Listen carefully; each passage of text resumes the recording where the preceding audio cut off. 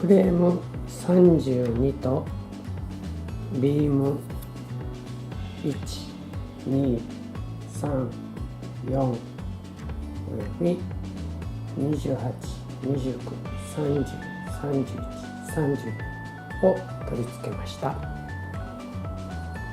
次は船体を滑らかに成形します。船体を滑らかに成形します。後ろの部分、バイスプリットやティンバー、船体を滑らかに成形していきます。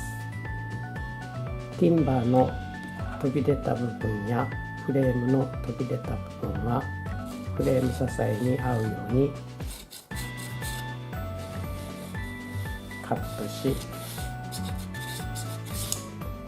ペーパーをかけておきます。後で手すりをつけるので、この部分も滑らかになるようにしておきます。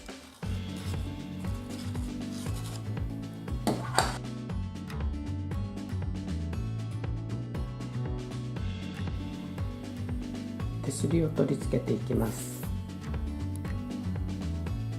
3ミリかけ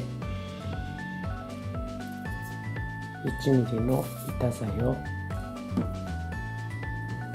曲げカットしたものを取り付けていきます。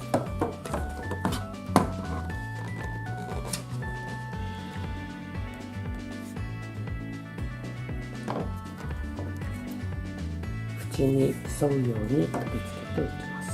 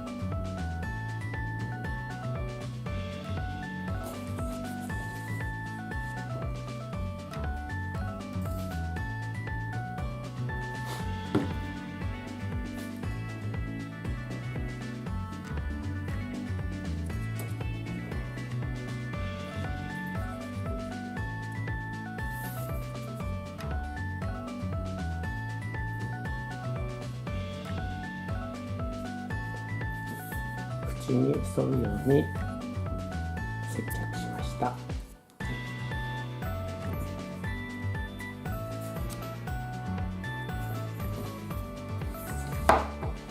次に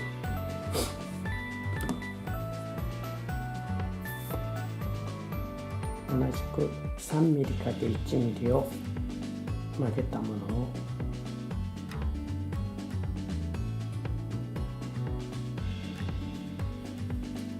側面に取り付けていきます。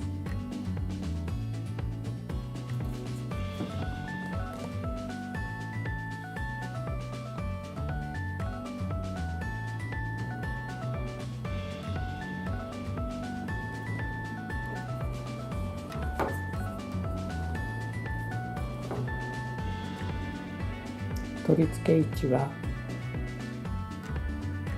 先ほど取り付けた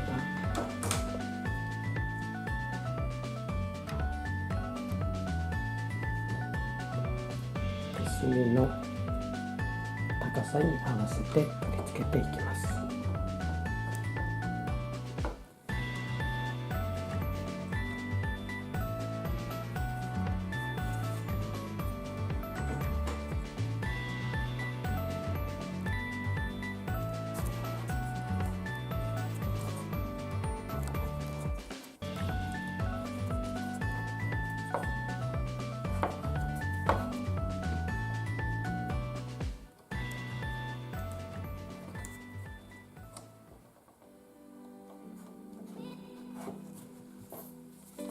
後ろの部分はビームが隠れるように貼り付けます。